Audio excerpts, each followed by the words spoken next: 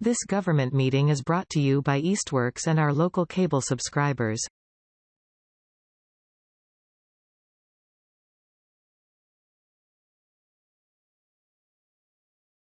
All right, calling to order the meeting of the Cost Efficiencies, the Ad Hoc Cost Efficiencies Committee for March 15th. We have most everybody today. Bob is out, and John may be coming. So I think we can go ahead and start the meeting. I don't see anybody for open time for the public at the moment. I will just take a second. I did send around the minutes from the last meeting very briefly.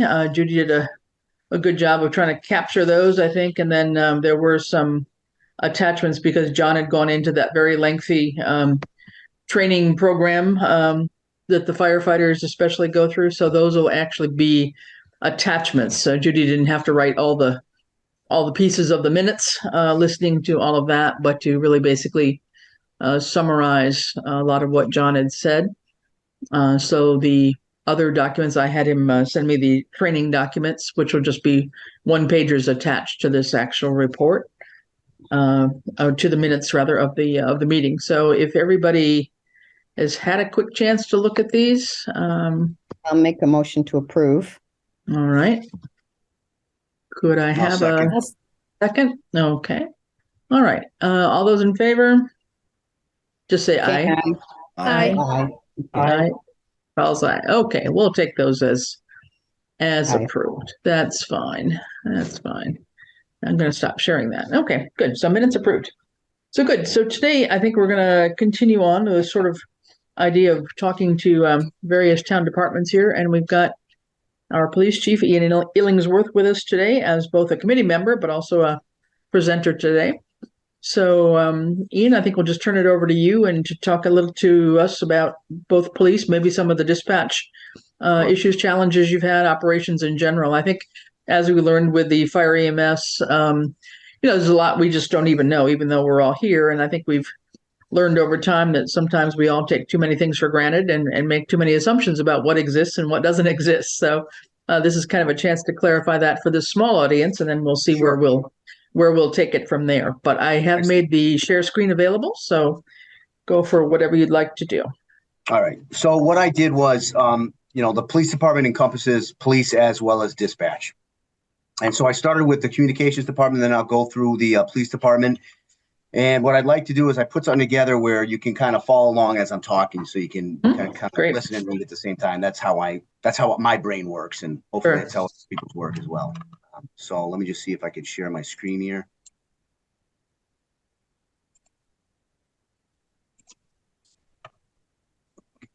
So far, so good. Okay, so we'll start with the communications department. And what I did was I essentially took out our job description, parts of our job description for this, just to give people the idea of what a dispatcher is and to include their official title. They're not a dispatcher because I think that seems too clerical. They're emergency telecommunications dispatcher, and they're operational components of public safety. They are the same. They're a component just like the police, the fire, EMS. This is a needed facet of public safety. So that's why I put that there, because it is not clerical. They do a lot of operations, as well as one thing you'll learn through this is emergency medical dispatch, which became a requirement for dispatchers about, I would say, anywhere between 10 to 7 years ago. So as far as our dispatch staffing, we have 4 full-time dispatchers, 6 part-time dispatchers. One dispatcher is staffed per shifts. The shift assignments are 7 a to 3 p.m., 3 p.m. to 11 p.m., and 11 to 7 a.m.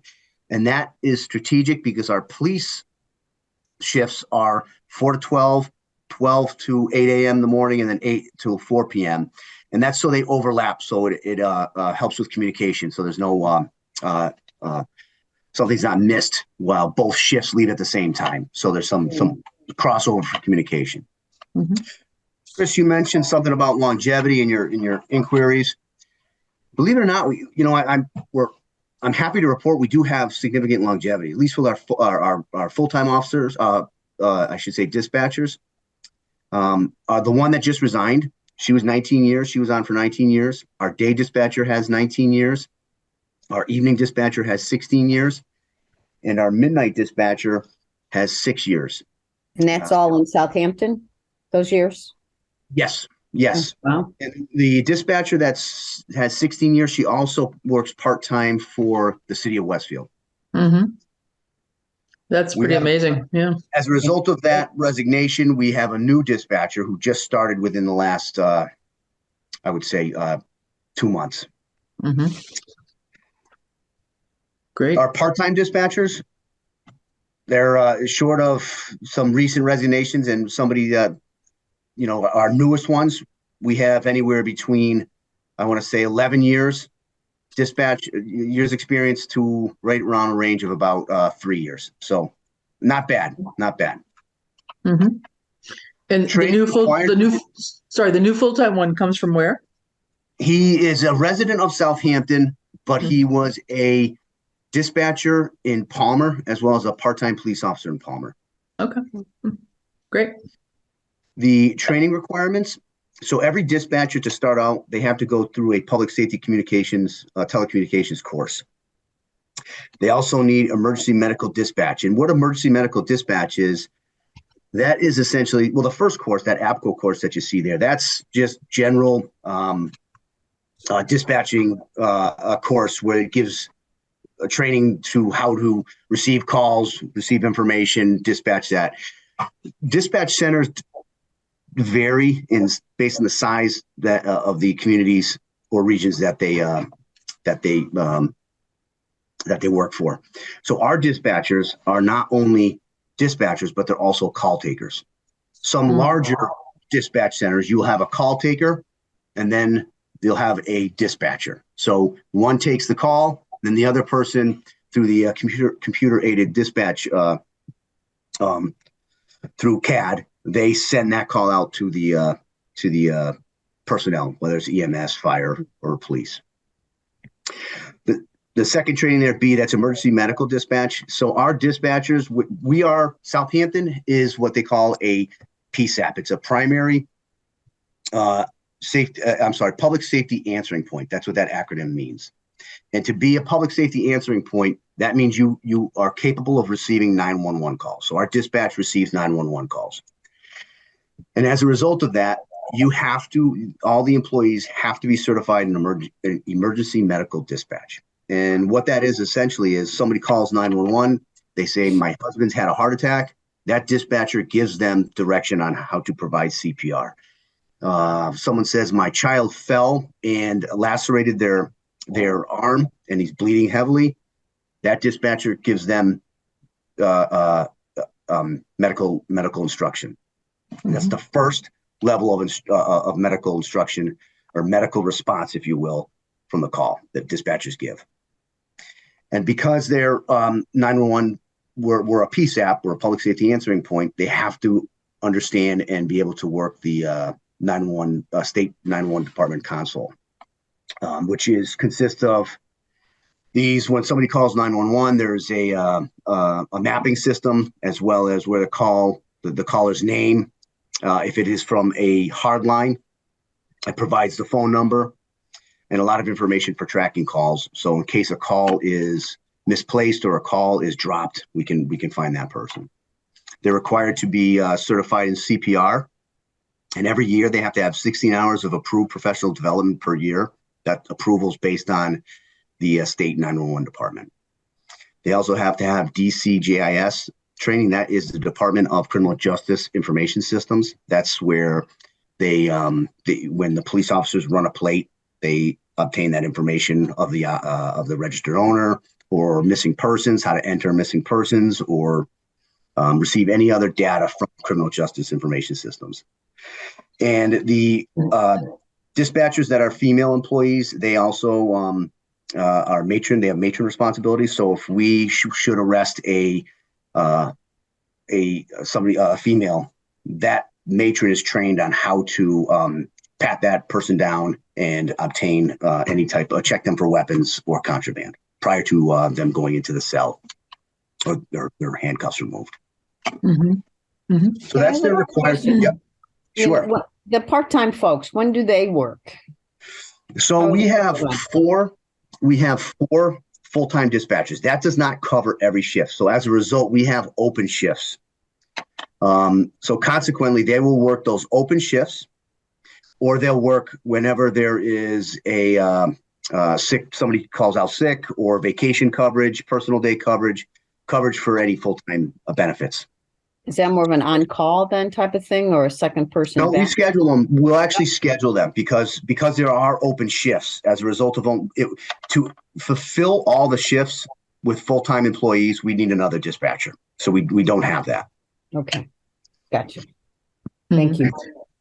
So your full-time dispatchers are working maybe 4 days a week rather than 5, or? It depends. They work a 4 days on, 2 days off, with the exception of the day shift dispatcher. So because we only have 4, our day shift dispatcher works Monday through Friday. It's an administrative schedule. And the only reason for that is because we need part-time dispatchers.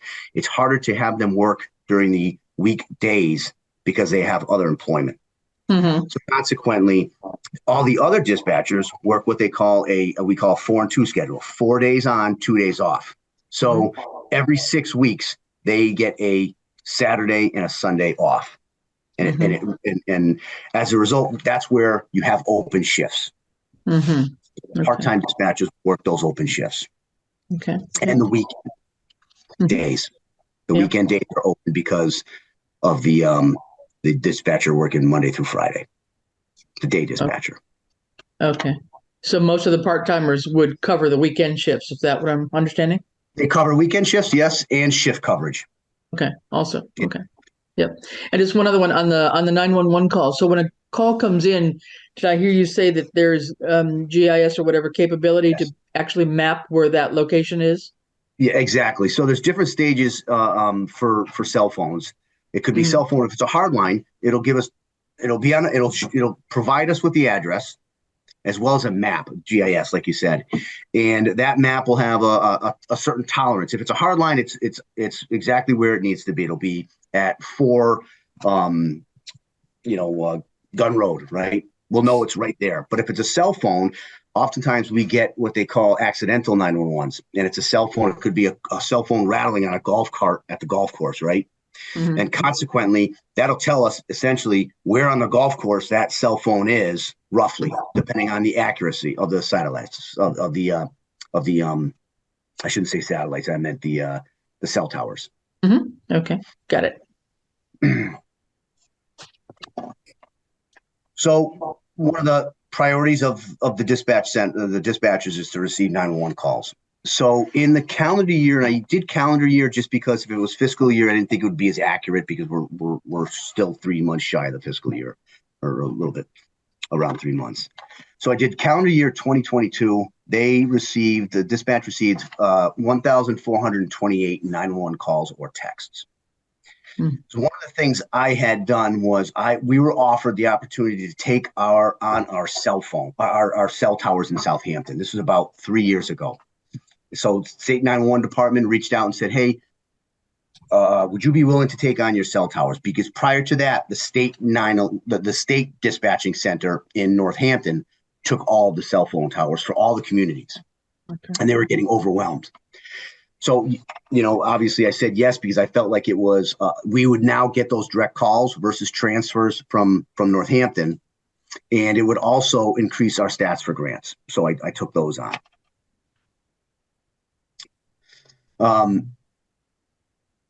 So the certain types of emergency 911 calls they receive is medical, clearly, fire, police, and there's 4 types of 911 calls that they have to contend with. You have the abandoned 911 call, and what that means is Janet dialed 911 accidentally, realized she did, and then hung up. That's an abandoned 911 call. We are required as a police department, and the dispatchers we're required to respond to all those calls, because we don't know if that was a call where a phone was ripped out of a victim's hand while they were dialing 911, or if somebody was having a medical event and they dialed 911 and couldn't finish Mhm. And so that's a component that we make sure we go to. Silent 911 calls are when the 911 call went through, but yet there's nothing, nobody's answering or talking in the background. Sometimes you can hear children playing. Sometimes you can hear an argument. We've had that where someone dialed 911. That happens often where it's a domestic violence call, and they'll just the victim will leave it open line so we know something's going on there, but the perpetrator doesn't know they called 911. Misdirected 911 calls, that is often as a result of the cell tower cell calls. So it depends on where the cell tower picks it up. So we often will get Westfield misdirected calls, we'll get Holyoke misdirected calls, and then all we do is transfer them to those agencies. And then clearly the accidental 911 calls are, someone intended on dialing 411 and it went to 911 and they called us, and the police dispatch is required to receive those calls, try to identify the caller, and then dispatch police. As far as fire dispatching, I don't want to get into, a category that John would be more apt to, but as far as the dispatching goes, their main calls that the dispatchers will call out for are fire alarms, medical calls, and CO alarms. That's pretty typical. Typical police calls, alarms, medical calls, disturbances, well-being checks, quality of life issues, and speeding complaints. So they'll dispatch us all to them. So essentially, our dispatch center receives all communications from the outside, and then they distribute to whatever resource needs to respond. That's essentially what happens here. And then emergency medical dispatch, I went over that, the protocols. There's certain protocols that have to be approved by the state 911 department and the local medical control, which is Cooley Dickinson for us.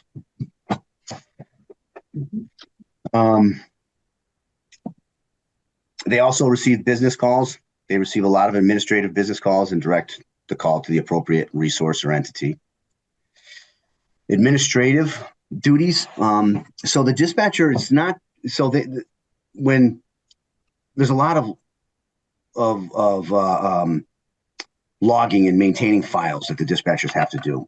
So for instance, our computer aided dispatch system, the dispatchers in the calendar year 2022 logged 10,371 log entries. And that could be anything from medical calls, police related calls, fire related calls, motor vehicle stops by the police, police conducting threshold inquiries, police doing checks on residents. But it's a maintenance log that the dispatchers have to maintain, and includes officers that arrived or personnel that arrived, arrival times, departure times, and a brief description of each call.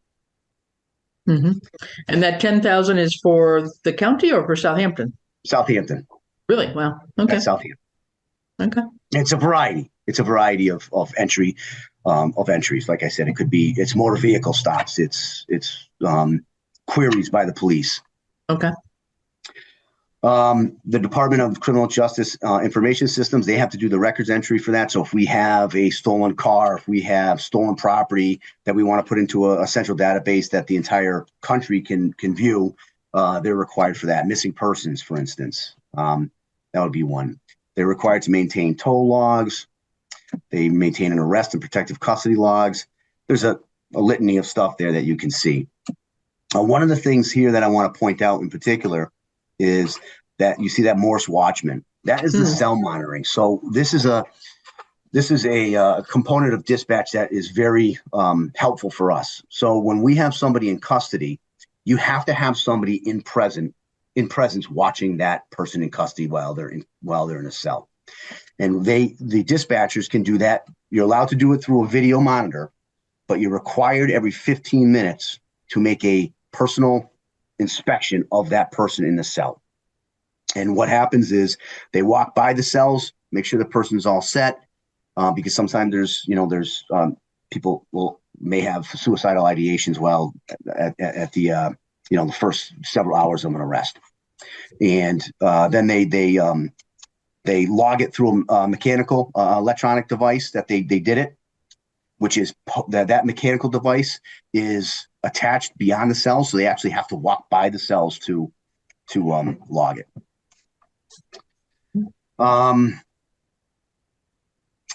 They maintain vacation checks. So we have residents that will come into the station and ask that the police check their houses while they're on vacation. So the dispatchers will maintain that and put that into our CAD system so the officers know where to go. And that's just some of the other things that they have to log. All the restraining orders, they log that both electronically and through files, paper files. And they receive all public records requests unless it comes through an email to myself. Mm-hmm. And then they give it to our records information officer, or access officer rather. The arrestee monitoring, I just went through that. And as far as community contact and outreach, we seem to be the hub of where people get their keys for the building, municipal buildings, for approved individuals. So they give out those keys and they record that. They are daily contact with members of the police department's reassurance program.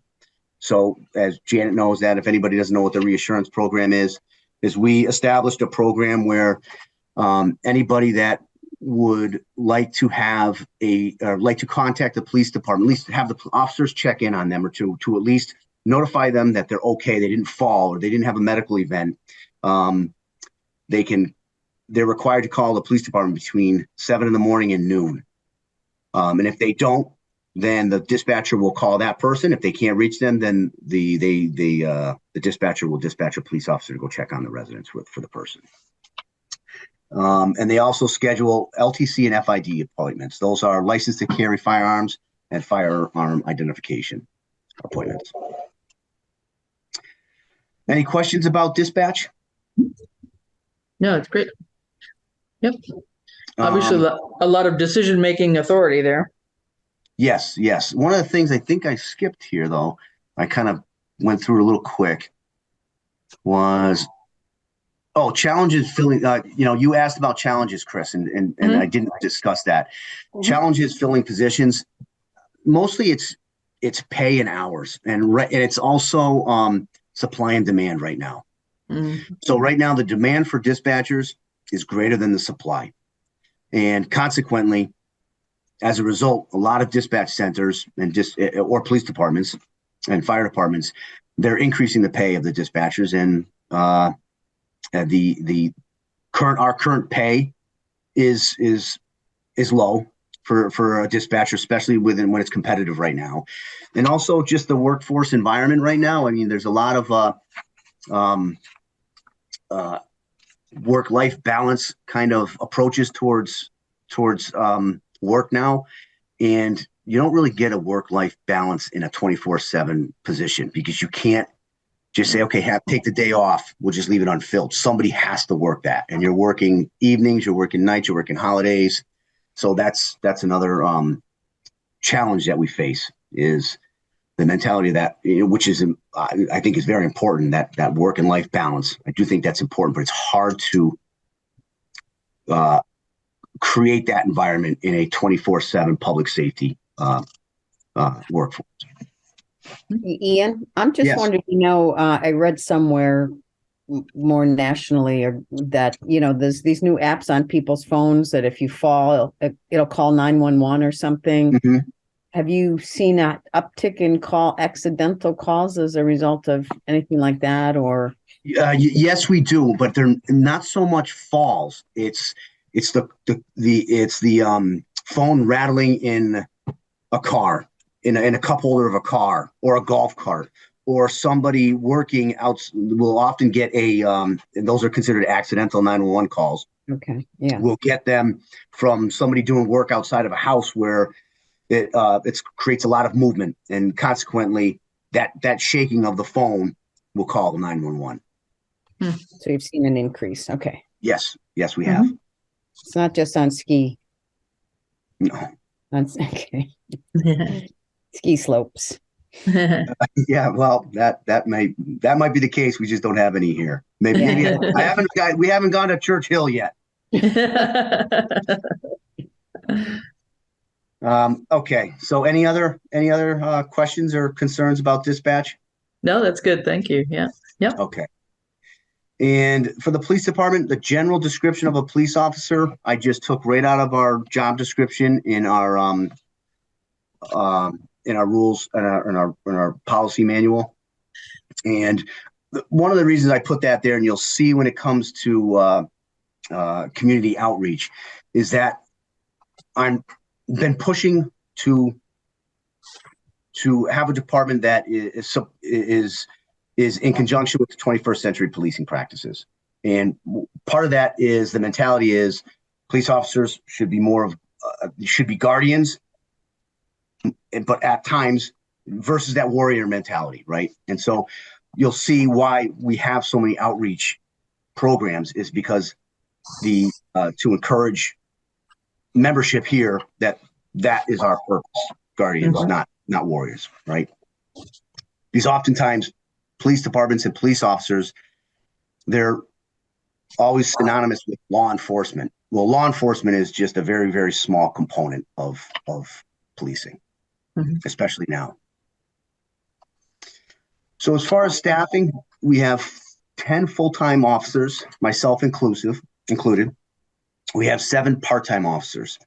We run 2 officers per shift. When we had significant staffing issues as a result of several leaves of absences, we had to, at times, went to 1 officer a shift. I hope that never has to happen again because that was a stressful time as being a leader of a department where you're worried about not only the public safety, but officer safety. You know, there's something unsettling when an officer has to go to a disturbance by themselves. And we had to do when I did that, you know, I had to use empirical and as well as statistical data to try to figure out what hours it should be. And thank God nobody got hurt and it worked out, but I hope that never happens again. Part-time employment trend. So this kind of falls along the workforce mentalities now, as well as police reform. So what I did here, and these are through calendar years. So in 2020, now remember that was the year of where police reform essentially began. And that calendar year, our part-time force, which we usually have anywhere between 7 to fully staffed, we were always 10. But that's changed. It's hard to keep 10 now. So it's usually anywhere between 6 and 8 officers, depending on people leaving and getting hired full-time. And in 2020, part-time officers worked 4,517 shift hours. 1 year, that dropped over 1,000 shift hours. Calendar year 2022, it dropped another over about 1,500, right? Close to 1,300. Shift hours. So the concern that I even have more because of this is in 2022, that calendar year, that would have been the beginning of this fiscal year. For the first 3 months of this fiscal year, we had close to 4 full-time officer positions open as a result of leaves of absences, which meant that about 1 to 2 shifts were open every day. So if we had that workforce or just part-time officers that were available to work, you would see that those hours should have been up, right? Because there was so much more opportunity, but the opportunity, even though it was there, still never got filled by part-time officers. So that is concerning. What that trend is telling me is part-time officers are going to become a thing of the past.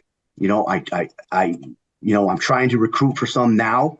I actually just tomorrow night, there's a personal policy procedures board meeting.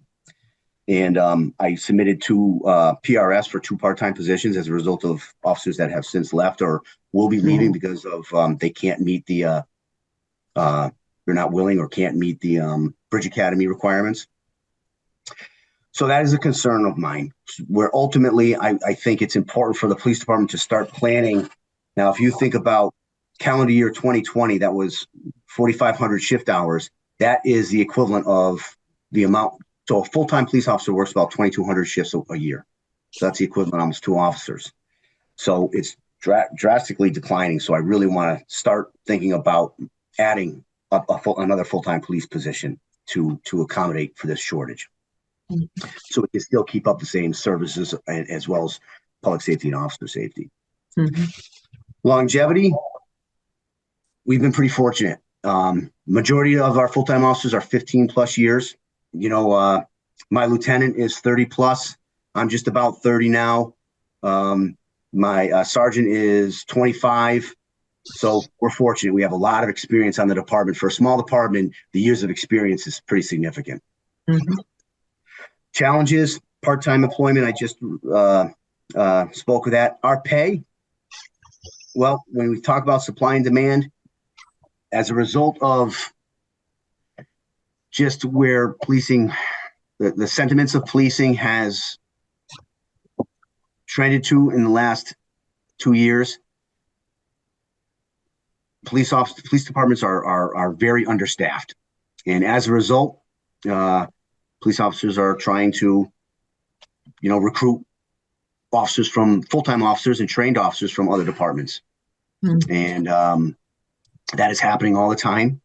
So as a result, the demand is much higher than the supply, and a lot of departments are actually there's one department in Massachusetts now that has a sign-on bonus. That's the first time that's ever happened.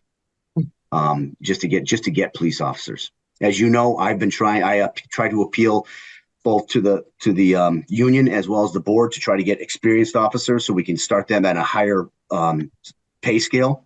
But otherwise, if that was unavailable, I don't think I'd be able to hire a full-time police officer because the pay is low, and if they wanted to have more opportunity, again, Southampton doesn't come with lots of opportunities for police officers. Not a lot of room for advancement. Not a lot of room for lateral transfers as far as units and divisions, like other departments may have. So that presents a problem for a smaller community as well.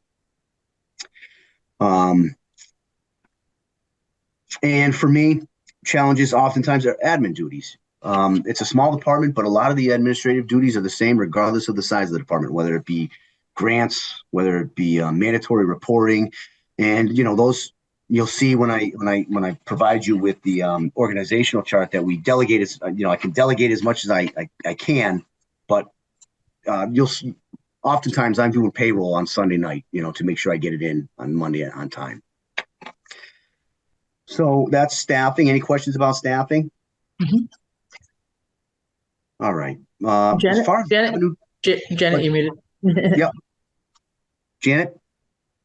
Hold on. Everybody tells me, no, I'm muted. Yes, sorry. So I know in East Hampton, they have, I think, outsourced a social worker to the department. Mm-hmm. Are there any, I don't know that we have a budget for that, but what's your thought on that? And do you see that in the future, or you're comfortable with the training that they're getting today?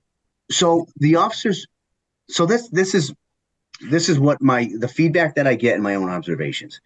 The counselors assigned to departments, from what I'm understanding from talking to other police departments and chiefs, it is a very, very valuable resource.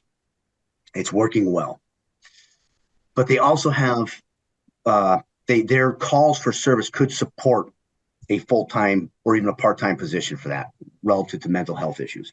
While our mental health issues are increasing, like the national trend in Southampton, as far as our calls for service, to have somebody assigned that position probably would not be cost effective, because often we have Southampton falls under a certain entity where we will call them. So if it's an emergency, what happens? If it's an emergency, we go.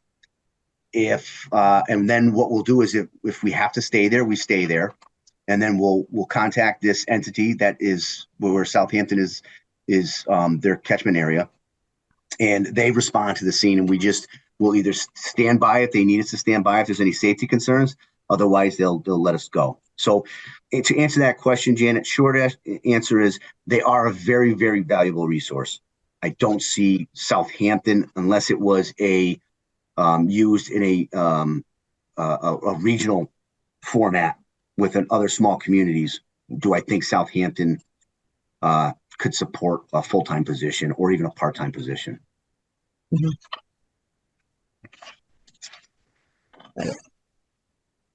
Revenue generating.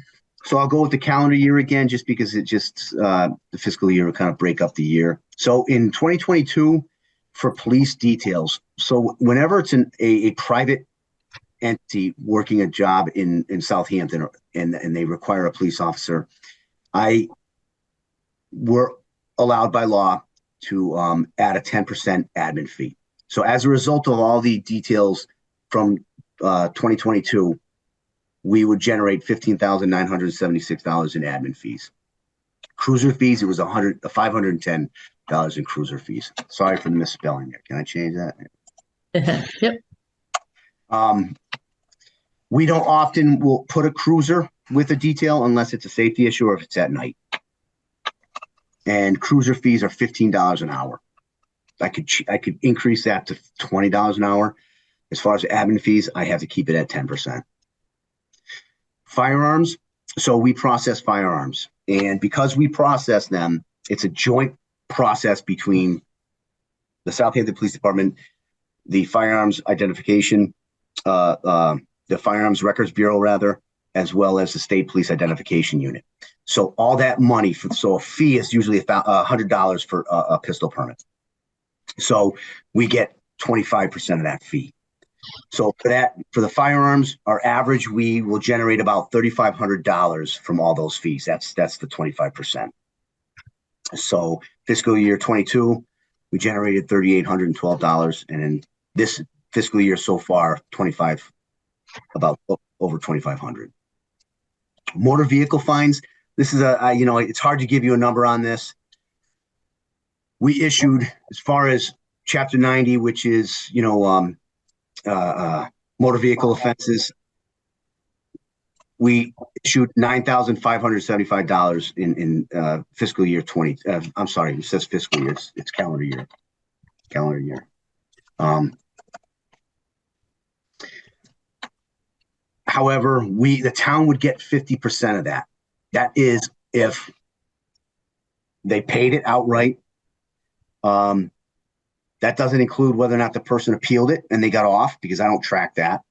It doesn't include whether or not the clerk magistrate dropped the fine if they were found responsible and dropped the fine to 50% or lessen the fine. So I don't track that. The most we'd be able to get is around $4,500, because of those fines, the $9,575, that also includes fees, so that are associated with the ticket. So ours is only actual moving violation. So the most would be maybe $4,500 a year, at least that calendar year. But again, it's going to be a lot less than that, because a lot of times, the fines are reduced when they get appealed or someone gets off. Municipal bylaw violations, it was $640. And if everybody paid those violations, that's how much we would have gotten. And then solicitation licenses, we haven't had any yet, but we'll generate something there as well. Grants, we have the state 911 grant, 911 department, state 911 department grant, and that is typically a grant that I get every year for about $30,000. That's for support and incentive, and about $10,000 for training. This year, so far, it's a reimbursement grant. So what happens is I submit usually around my first submittal for reimbursement was about 2 months ago, and the first reimbursement was approved for about $15,000 of that 30. Within the next 2 weeks, I'll submit another reimbursement and it'll fulfill that grant. Typically, we don't have to dip into that money, and that money gets absorbed by the town. This year, based on that full-time dispatcher's resignation and having a lot of overtime as a result, because it takes a lot of training for dispatchers, the field training, the actual office training as well. I might have to dip in that just because of all the overtime I had to spend. I've applied for traffic safety grants. I didn't this year because of our staffing issues, and the officers were already taxed enough by forces, so I didn't want to put an extra burden on them for that reason. I'll do one for this year, for the following year. Equipment grants. In the past, I've gotten equipment grants as a result. I got voicemail. We got tasers, and we got a fingerprint identification machine. So that grant, I think, was around $47,000 or so. And then ballistic vest grants, we probably should have gotten our reimbursement from our 10 ballistic vests that we purchased last summer, and it's a 50% reimbursement, so it'll be about $5,000.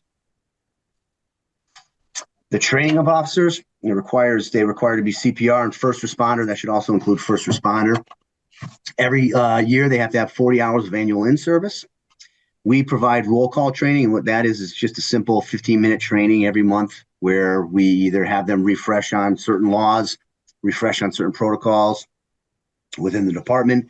Specialized training is if we need somebody to be an instructor for anything, or if we need somebody to go to training for records dissemination, that's specialized training. They're required to do 2 firearms qualifications per year. That includes pistol and rifle. 1 less lethal training per year, and that is our taser. That's what I'm sorry. That's not the. So we have 2 forms of less than lethal. We have a taser. That was also something we got from the equipment grant. I missed the tasers, and we have a beanbag. So those, prior to my becoming the chief, we didn't have any less lethal. So I'm very proud of those 2 things, and that those. We haven't had to use any one of them yet, with the exception of drawing a taser and for aggressive behavior, either at officers or other people, and it quelled the situation immediately. Simulations training, that is where we will simulate an event, and we have our firearms are converted into paintballs guns. So it's an action. It's as close as we can get to an actual real event, but simulated, and that allows officers to really kind of recognize the stress levels involved. We do lockdown training with the school, and officers that are new have to do field training. That is a significant amount of training, anywhere between it could lead up to anywhere between a month, depending on the experience of the officer, to 3 months of field training, and it's about 8 to 16 hours a week. And then finally, the Bridge Academy. What the Bridge Academy is as a result of the Reform Act in Massachusetts, part-time. So let me go back a little bit. Part-time officers, prior to this Reform Act, prior to the 2020 Reform Act or 2021 Reform Act, there was a part-time academy, and it was an abbreviated academy that just kind of focused on laws, defensive tactics, and patrol procedures. That was it. Now, and it wasn't the 6-month academy that full-time police officers would be required to go to. That was an accepted practice, an accepted academy by the state, and those part-time officers were able to work. They just couldn't work full-time. They could work in every capacity that an officer works at, with the exception of the number of hours.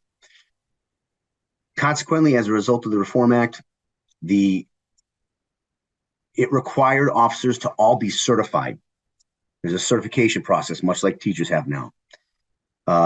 Much like teachers we have now. And that certification process requires those part-time officers now to get the same training as the full-time officers. And they call it the Bridge Academy. It bridges those officers into full-time certified status. How that directly affects us, one officer will not be going through the bridge. Several officers left because they didn't want to go through the Bridge Academy. They're full-time. This is not their full-time employment, and it requires a lot of hours, to include at least 3 weeks that they'd have to take vacation to get certified. So they couldn't do it. Reactive call response. This is for our call responses. So what we do, you asked what our most, common calls for services are, Chris. Alarms, vehicle crashes, those 911 abandoned, silent, accidental calls are very frequent. Disturbances. We had a road rage incident yesterday. We had a fight at the bar the other day. Well, I shouldn't say a fight, but at least a disturbance. And we get domestics, clearly, unfortunately. Loud noise complaints are common. Medical calls are very common. We go to medical calls. We have, because we're first responders and we're also CPR certified, our cruisers have defibrillators as well as oxygen. So we respond to all medical calls when available. And some of our officers, 3 of our officers are EMT certified. Mental health crisis, that is trending upward. That's very common call for us now. Quality of life service calls, the barking dogs, the neighbor disputes, suspicious people, you can see them there. Search and rescue, that's not often, but it happens. It happens. Any questions about those calls? Proactive response or patrol, that's that's when we're just proactively patrolling. We're not going to calls for service. We radar assignments. So what happens is someone will call a complaint and they'll call about speeding. We put an assignment on the board and officers have to sign off that they addressed it during their shift so long as they have the opportunity to do so. Concentrated patrols, that's where an officer, oftentimes this is based on grants, where they're paying extra money to specifically seek out driving under the influence, cell phone use, and seatbelt. Cell phone use is like shooting fish in a barrel. I mean, you could park at an intersection and everybody's on their cell phone. That's so common. It's dangerous. It's dangerous too. Yeah. House. Ian, just one thing, Ian, right there. When you talk about, I think when we first met, you told me how you divided up the town in terms of patrolling. Yes. So because we run 2 officers per shift, we try to run. So that's the evening as well as the midnight shift and the day shift. This doesn't include me. There's 2 officers as well. Mm-hmm. The town is divided in districts, and the whole purpose of dividing the town in districts is to maximize patrol coverage.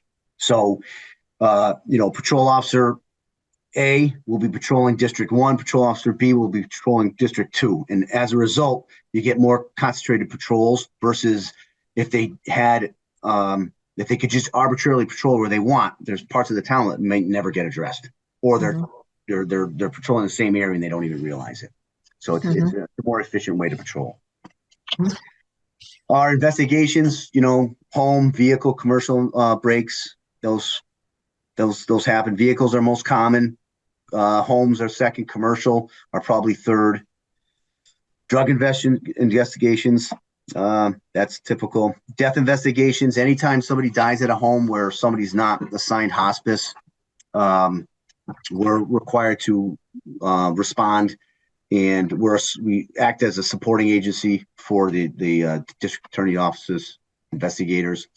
Sexual assaults, fraud, theft offenses. It's very sad to say this, but my investigators commonly dealing with now is child pornography. Too much that you should even it's horrible. Crimes against elderly and writing and serving search warrants. Currently, right now, my detective is writing 3 search warrants, 2 of which involve child pornography.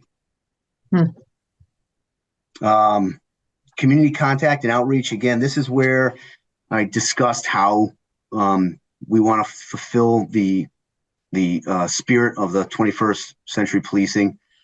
DART is a drug addiction and recovery team. So we have 2 officers assigned to that. Those officers, once they learn of somebody's addiction, whether somebody went to an overdose or we learn of a hardship, the officers will go to the house, provide them with Narcan, provide them with resources. And it's proven to be a successful. That DART program is actually supported through the Northampton Health Department. It's almost like a cooperative program. The resident reassurance program, I described that earlier. Our DARE officer, he's still working for the schools. His name's Scott Gove. It's not what it used to be. I was a DARE officer in the mid 90s. It's not all about drug abuse resistance education. I think it's more about making sure that they're making good decisions and how to deal with that. I don't know how long it'll last. I know the school, it's getting harder and harder to keep up with regular academic issues. Drug take back, we do that twice a year, where we coordinate with the Nationwide Drug Take Back Day. Our next one, I think, is April 20th, where we'll have the drug take back. We have the kiosk, the drug kiosk 24/7 in our department, but the drug take back day seems to be very successful. A lot of people show up and they basically drop off their prescription medications. We participate in a fraud awareness workshop with the COA. We do winter wellness checks. And what that means is we have people within town that ask that officers check on them after a storm, just in case, like we called yesterday's snow heart attack snow. It really was. That was dangerous snow to be shoveling. So our officers, or if somebody slips on the ice or falls in the snow, our officers will check after a snow event and just check on them and make sure they're all set. We do house number installations for the COA rather. So our officers will go out and post those red house identification numbers for them. And we have the lockbox program. Yeah, we also do resident vacation checks. So when somebody goes on vacation, they can ask the officers to check their house, and basically the officers every shift will go walk around the house and make sure there's no suspicious activity. Our fleet. So we originally had 7 cars. 2 cars are failed. We don't use them. My car, which is car 1, that has 130,000 miles. Car 3, you can see the list there. What we are in need of at some point is a truck. The reason why we need a truck is it's 4-wheel drive. We had snow yesterday that was cruisers were having difficulty even getting through it, especially when it got deep and really greasy before the plows could come out. Electric vehicles, I think it's a future thing, but we're not ready for that yet. We don't have the proper means to store an electric vehicle, especially in these colder weather temperatures, where we certainly wouldn't be able to have an entire fleet of electric vehicles. The need for a truck is firearms training. We have to bring now these trucks, they're not just a utility truck. They're patrol rated and pursuit rated vehicles. So they can replace a regular SUV that we're using now. And the reason why we need one is yesterday, for instance, the highway department's understaffed right now. They don't have a lot of personnel. They can't help us barricade roads. So we need a vehicle to bring the barricades out there. We also need a vehicle to bring our targets to the range. We need a truck for large property that we recover. We need a truck for our ATV it's easier to bring an ATV in the back of a pickup truck when we go out for search and rescues, or we need it to for any other reasons. So the truck, it's rated as a cruiser. It's just a different style. And so I'm hoping that our next cruiser is a truck versus an SUV. Services to other communities, essentially mutual aid. We provide mutual aid, usually most often to, state police if they ask us to go somewhere in West Hampton where they can't get out there, or East Hampton. And then the delegation of duties and organizational chart. I'll just briefly show you this so you understand the organization of our department. So this is our organizational chart. There's 3 components of our department. We have the professional standards and support. Ian, you got to shut that one down and so we can see the other one. Oh, all right. You can only share one at a time, I think.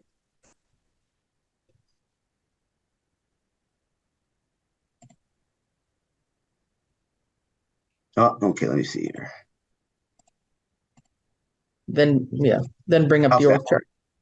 Yep, that's it. See that now? Yep. Okay. So this is how our department's organized.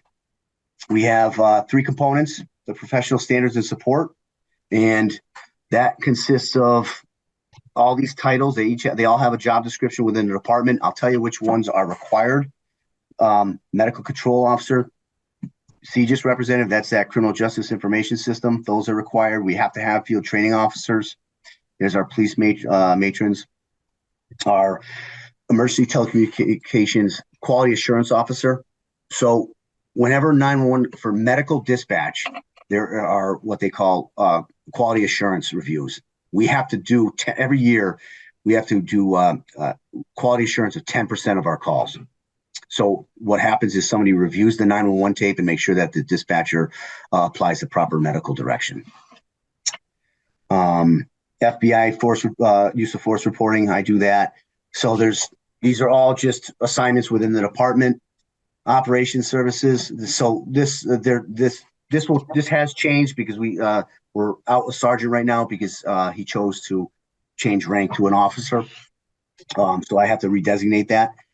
But these are just some more.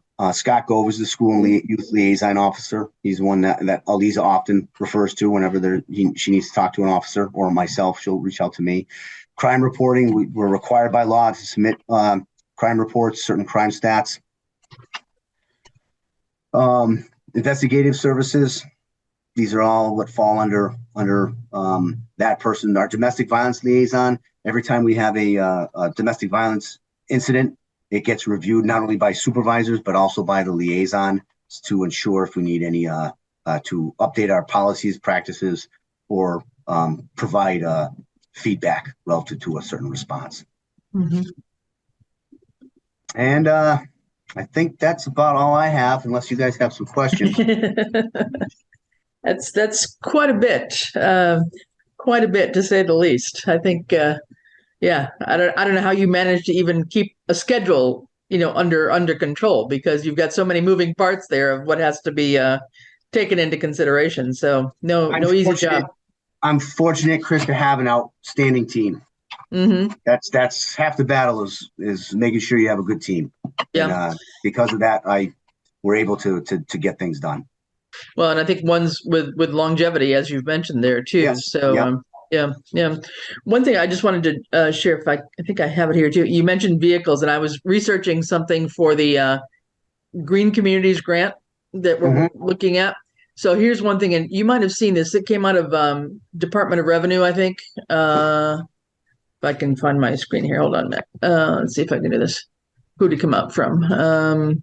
Talking about, DOR. So this came out. I think it came out earlier a couple months ago, maybe. It seems to pop in today's date for whatever. It's one of those automatic stupid things that when you open it, it puts out today's date, but that's not real. But what's down here in bold, I thought, I assume you've run across this, but starting in FY25, police officers are not going to be exempt from fuel efficient policies, et cetera. And then there are some hybrids and fully electric coming on the market. So that sounds like it's something. There are hybrids now. There are hybrids now. Yes. Yeah. Okay. So there are things that are probably going to be more of a requirement going forward with any new purchase. I don't know, but yes, and I hope hopefully the industry changes with these requirements, because a lot of the electric vehicles, while I'm 100% supportive of them, they're not quite yet tested for police response and the ruggedness of a police car that sometimes through the fastest speeds and as well as equipped with lights. I've seen only a few that are actually that have emergency lights. And if they do, they're still not what is considered police pursuit rated. So once they become pursuit rated, then that at least it's the shocks and everything is sufficient for high speed. Sure. Yeah. Well, especially on rural roads, I imagine that's another concern as well. So yeah. But I know at one point, in fact, I think when we first started this committee, you had worked a little bit with Bob Riggs to take a look at possibilities of electric vehicles, et cetera. So just wanted to bring that up as I ran across it myself recently.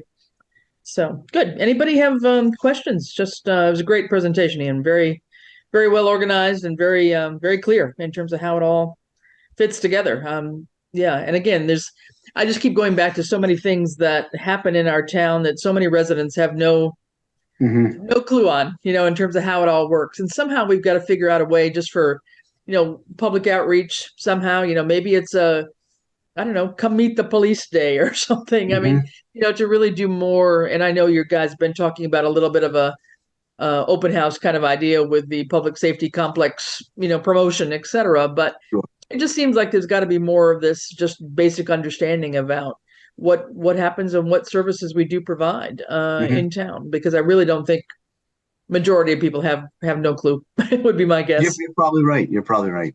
Mm-hmm. Yeah, I just like to say thank you, Ian, too, because it was very well organized and I could follow it. So that's an achievement right there. Well, honestly, I did that for myself as well, because otherwise I feel like I'd be all over the place. So it kept me grounded. So when you talk about the truck and stuff, I mean, I know we saved a truck for fire and they have a thing to haul their ATV around. Is there ability to share some of this? So I will tell you that the truck, so we'd want a truck that also doubled as a police cruiser, And that truck can't.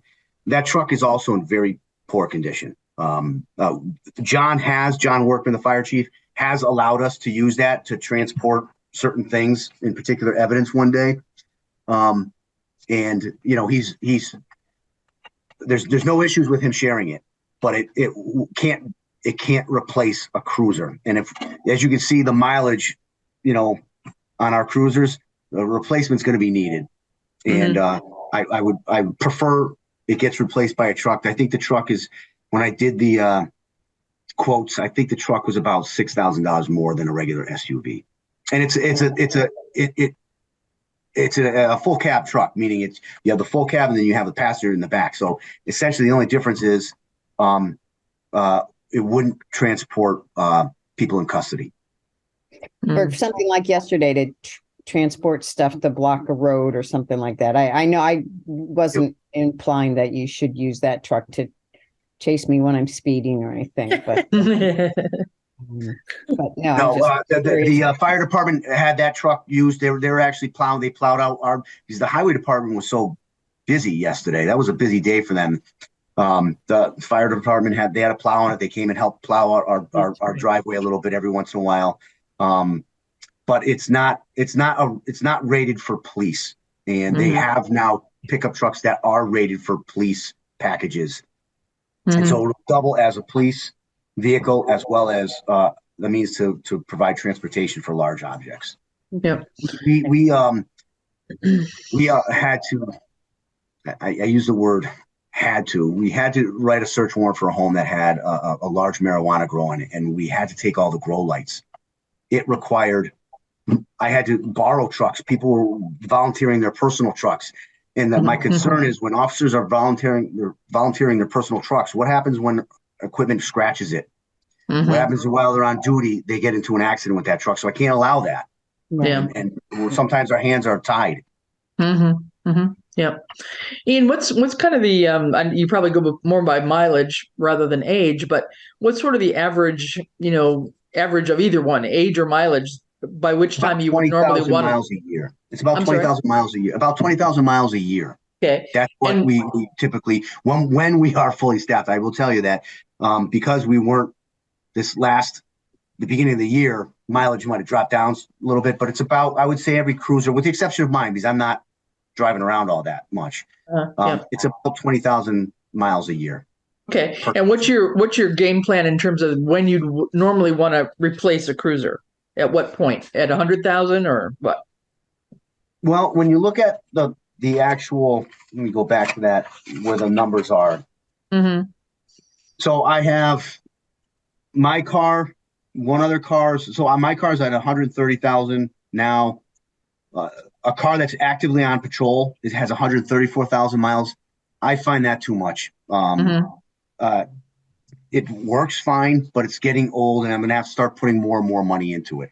So I would have to say I would prefer to. I mean, in a perfect world, some police departments get rid of cruisers after 70,000 miles. I know that that's not going to happen. So for me, it would be nice to get to have a replacement every 120,000 miles. Okay. And actually, from past experience, especially if you want any value of it on a trade-in, that magic number is 100,000. Yeah. Okay. That was going to be my follow-up question. At what point do we get anything for kind of trade-in toward a new vehicle once we do those kinds of things? We're able to actually, make use of it at least. Sure. Yeah. Because some of our cars were so old. A lot of our Crown Vics are so old that we don't use them anymore. One of the ones that failed, when I indicated two cars that failed, one of them was a Crown Vic. I mean, those are the old rear-wheel drive vehicles that were around since Right. 90s to about 2000. Car 54. Yes. So they have no value in that. Yeah. And so, I mean, they're off the rolls, I assume, in terms of insurance and registration, but they're still on the rolls because we haven't officially disposed of them, or? Yeah. One car, the Tahoe, we had a Tahoe. That was my former car. We kept that online. I kept it registered because I was, if another car went down, what's wrong with that car is there's some undercarriage issues that if need be, we could replace probably for little money, but the actual body is rotting. And, you don't want to roll up to a scene and be in a rusty cruiser. Yeah. The level of professionalism they need to meet. Sure. Okay. Understood. All right. Anybody else? Any questions? John, I know you came in. Thanks for joining in. Did you have any questions? No, I'm good. Nice job, Ian. Yeah. Thank you. Okay. And Yeah, good Ian, job, Ian. Thank you. Thank you. yeah. You got Yeah. it. And what would be great, Ian, is if you wouldn't mind forwarding me those couple of sheets and then we'll just attach them to the minutes like you Sure. did with John's. I think that'll be a lot easier than Judy trying to Absolutely. capture all this. You don't mind if I quickly just check my spelling one more time? Oh, All right, that's I'll- okay. We'll let you do that. Spelling No, that's errors. great. That's Well, really Lisa, good. did you see anything significant in there as far as my spelling? No. Yeah, very good. Good job. No, that was very, very informative. Very, very informative. So thanks very much.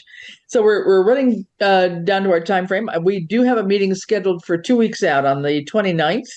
And I've got hopefully Randall on top for that one. So we'll aim for the 29th at 3:00, unless something falls apart and there's some other major snowstorm and he's out plowing the roads or something. So with a little luck, we'll be able to do that. Okay. And Chris, could I just mention, I know we've had a very, kind of introductory level discussion with some folks from Eversource through Mike. Oh, yeah. That maybe we'll have come at some point in time that talked about kind of in a project in Southampton that's basically for solar and I don't know a lot about it. It's kind of a new share program, I think, or partner program of some sort. So yeah, but a way to perhaps reduce some of our energy costs in town. Yeah. The town or the hall. municipal buildings. Yeah. Okay. Right. Yeah. Good point. That'd be a good thing to program on maybe in April sometime. Yeah. Thank Good. you. All right. Well, if nobody has any questions, much appreciated. And I think we'll take a motion to adjourn. So moved. All right. Second. All right. All in favor? Ian and I. Aye. Aye. All right. Very good. So we are adjourned at about 4:11. And thanks so much, Ian. Really do You got appreciate it. All right. Thanks for the All right. opportunity. Take Take care. care. This government meeting is brought to you by Eastworks and our local cable subscribers.